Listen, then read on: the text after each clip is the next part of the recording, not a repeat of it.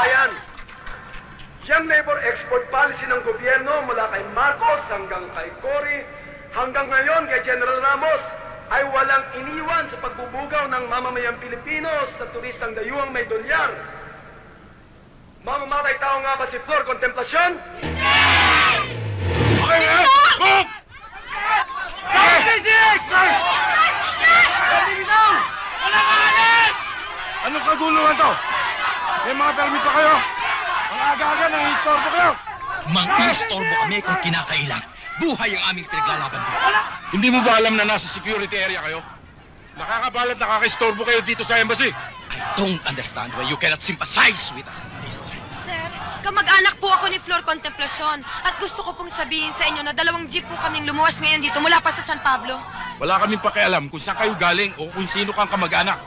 Napag-utusan lang kami. Alright, man. Miss, kaano-ano niyo ba si Flor Contemplacion? Hipag! Ben, Preston!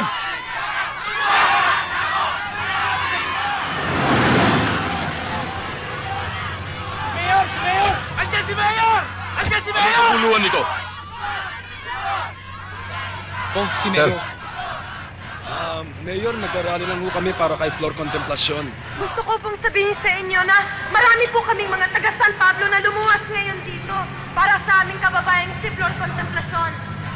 At natutuwa po kaming malaman na maraming nakikiisa, maski na ang karamihan sa kanila ay hindi namin nakikilala. Floor! Para kay Floor!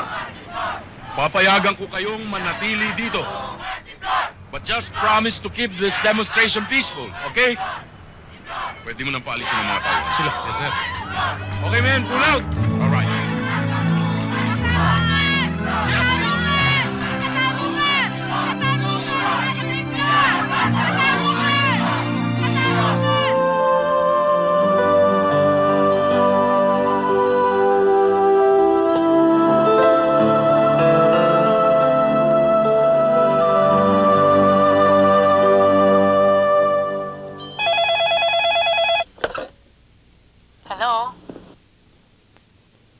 Hello, Beatrice? Jake, May assignment ako ngayon sa Ermita. Naisipan ko lang tumawag. Baka gusto mong sumama. Alam mo, dati ang saya-saya dito. Naging malungkot na lang ngayon kasi marami ng mga clubs na pinasara. Meron kasi campaign ng mayor eh. talaga? Alam mo, ngayon na ako nakapunta dito. Wala kasi ako masyadong pupuntahang lugar eh. Ang buhay ko noon, bahay, tsaka eskwelahan lang. Nakapagtrabaho naman ako ng mga 1 taon. Pero nag-asawa ako agad. Kaya pinatigil ako ni Bob sa trabaho.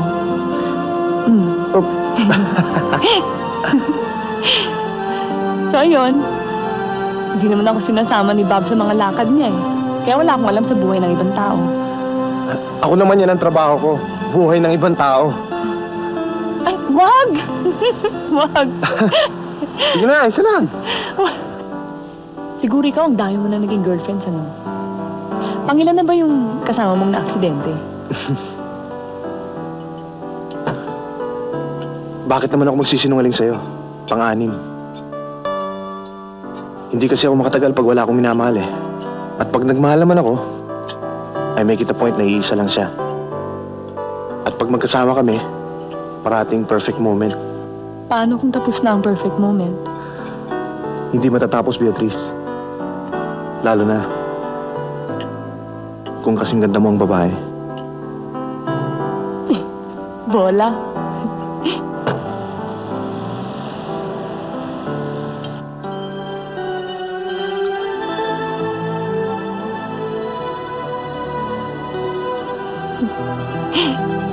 Ako ba ito?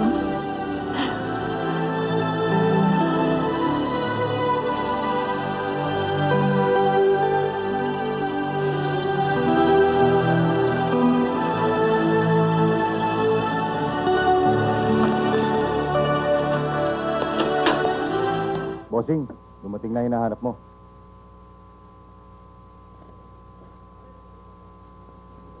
Eden, pumasok ka na sa loob.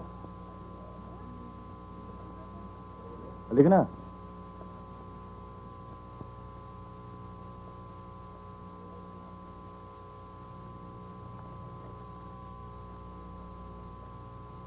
Good evening.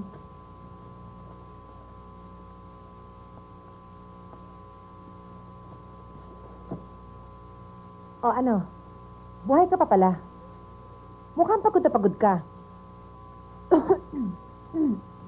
Hindi ba nakakahawa yung ubo mo? Natrangkaso ako, bossing eh. Kaya ngayon lang ako nakapag-report.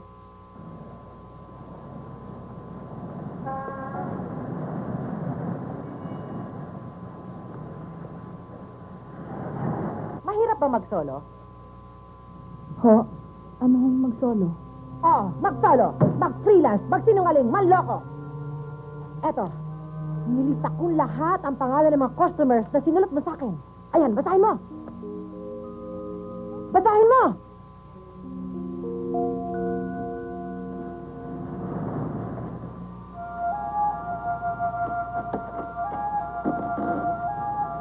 Magandang gabi ho. Pwede ho bang magtanong? Bakit? Ano yon? Hinahanap ko ang kapatid ko, Eden ho ang pangalan. Walang Eden dito. Sigurado kayo? Eh sabi sa akin, dito ko raw siya matatagpuan eh. Di ba ito yung tinatawag na kasa? Hindi kasa ito. Sa kabila ka na maghanap.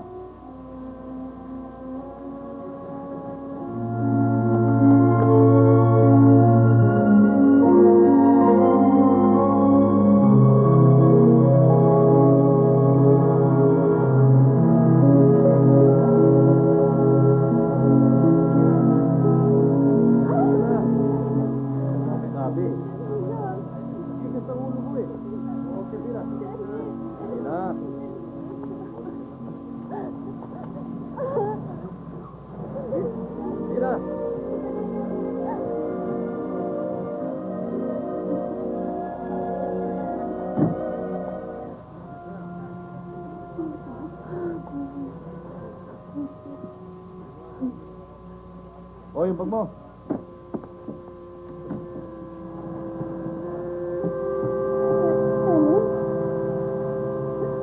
Ate?